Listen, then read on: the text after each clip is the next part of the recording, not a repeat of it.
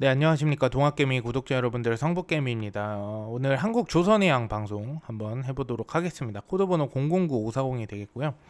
한국조선해양이 굉장히 작년부터 수혜를 굉장히 많이 받고 실적도 굉장히 좋아지면서 이제 다시 한번 큰 상승을 굉장히 많이 해줬던 종목 중에 하나입니다. 이제 한국조선해양이 이제 앞으로 더 추가적인 상승이 나올 수 있을지 없을지 그 부분에 대해서 좀 설명을 드리도록 하겠고, 일단 설명을 드리기 앞서서 이 조선해양이라는 회사에 대해서 여러분들이 잘 아셔야 됩니다. 이 부분을 제가 오늘 말씀을 드릴 거고, 한국조선해양은 일단 지주사예요.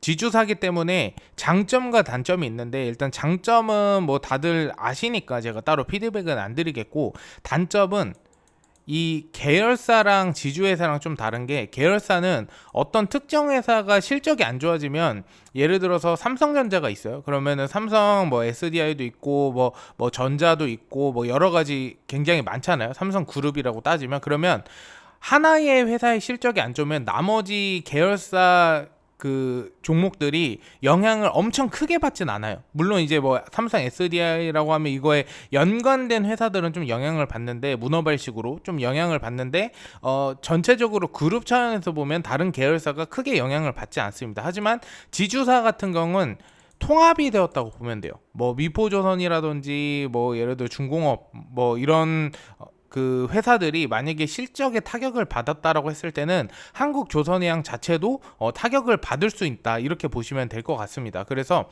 이 조선해양의 전체적인 패턴을 보면 하락도 굉장히 1년 넘게 하락을 할 때가 많았고, 그리고 상승할 때도 또 1년 넘게 상승을 해요. 그래서 요런 패턴들 보면 굉장히 연도수가 긴데도 불구하고 패턴이 그냥 하락했다 상승했다 하락했다 상승했다, 요게 계속 반복돼요. 거의 여기서 2년 반 동안 하락하고 지금 1년 넘게 상승을 하고 있는 추세라고 보시면 될 것 같습니다. 그래서 이 조선해양이 2022년도부터 굉장히 안 좋긴 했어요. 왜냐면 실적을 보면 마이너스 막 몇천억 되어 있는 거 보실 수 있을 거예요. 같이 한번 봐볼게요. 한국조선해양을 한번 검색해서 실적 부분을 한번 볼게요. 실적 부분을 한번 보면 실적이 2021년하고 일단 영업이익이 1조가 마이너스였고요. 2022년에 좀 개선이 돼서 3천억. 그리고 작년에는 이제 흑자 전환으로 돌아서면서 한국조선해양이 꽤 많은 상승을 했습니다. 왜냐하면은 조선해양, 이 조선주 자체가 회전율이 거의 없어요. 반도체나 뭐 특정 소비재 물품이라던가 이런 것처럼 회전율이 크게 없지만, 반대로 시장 영향을 엄청 크게 받는 종목은 또 아니다라고 보시면 될 것 같아요. 그래서 회전율이 없는 이유는 배를 한 척 만드는데 보통 아무리 짧아야 2년 가까이 걸립니다. 2년. 근데 컨테이너 선박, 뭐 LPG선, 막 LNG선 이런 거 큰 선박을 만들 때는 거의 2, 3년 정도 걸린다고 보시면 돼요. 대신에 이제 수주라는 명목이 있죠. 그리고 해양 플랜트 같은 경우도 거의 1조 원이 넘는 수주기 때문에 그 굉장히 오래 걸린다라고 보시면 될 것 같은데, 조선해양이 이때 타격을 입은 게 기판 가격 상승으로 인해서 이제 원자재가 상승을 했는데, 여기서 원자재가 중간에 예를 들어서 뭐 2021년에 계약했는데 2023년에 원자재 값이 만약에 상승을 했다, 그러면 요거를 조선주는 다 떠안아야 되는 부분이에요. 그래서 기판값 상승으로 손실 충당금이 늘어나서 이렇게 마이너스가 크게 됐던 거라고 보시면 될 것 같습니다. 그래서 조선해양 같은 경우에는 그런 부분들이 굉장히 예민해요. 원자재나 이런 게 상승을 했을 때 요거를 회사가 감당해야 되는 부분이 큰데, 요거를 감당하고도 어쨌든 간에 실적이 매우 지금 좋아지고 있기 때문에 앞으로 제가 봤을 때는 뭐 20만 원 넘어서 30만 원도 충분히 도달을 할 수 있을 거라고 보고 있고요. 조선해양 같은 경우에는 제가 봤을 때는 이 지지 라인을 한번 보면은 17만 원 선이라고 보시면 될 것 같습니다. 17만 원. 그래서 지금 만약에 고점에 있으신 분들도 시간 싸움이지 이 정도까지는 충분히 저는 상승을 할 거라고 보고 있어요. 그리고 17만 원 아래로 떨어졌을 때는 여기서 대응을 해줘야 되죠. 또 대응.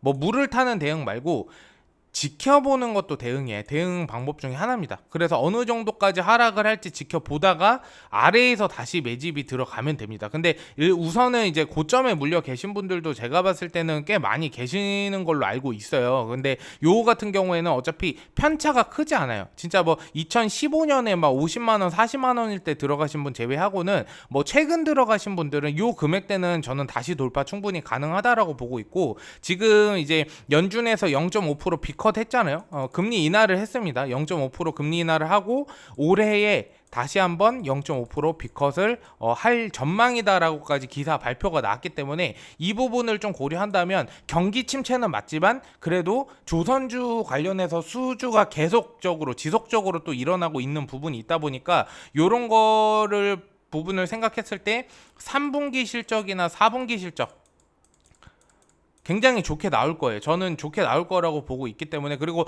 조선주는 특히나 고용 부분에 있어서 이 구조조정이나 이런 게 많지 않아요. 왜냐하면 한국조선해양이 세계적으로 거의 점유율 1등을 차지하고 있는 비율도 있기 때문에 고용이나 이런 부분에 있어서 뭐 악영향을 미치다던가 그런 부분은 거의 없다라고 보시면 돼요. 그리고 전체적으로 한국조선해양 같은 경우에 지금 우상향 패턴으로 흘러가고 있기 때문에 만약에 17만 원 선 이탈하면은 수익권이신 분들은 어느 정도 좀 비중 조절을 하는 게 좋을 것 같고요. 고점에 있으신 분들도 사실 17만 원까지 하면 마이너스 한 15%에서 20% 사일 거란 말이에요. 그러면 비중을 살짝 줄여주고 아래에서 다시 들어가는 방법을 좀 선택해도 나쁘지 않겠다라고 생각합니다. 근데 요 정도 추세로 만약에 간다라고 했을 때는 19만 원에서 20만 원 선에서 박스권을 유지하는지 좀 지켜봐준 다음에 어느 정도 박스권 유지되면 다시 한번 상승이 나올 수가 있어요. 왜냐하면은 수주 잔고는 계속 늘어나고 있거든요. 그래서 그런 부분을 간과할 수 없기 때문에 지속적으로 지켜봐 주시면 충분히 전고점 저는 돌파가 가능할 거라고 보고,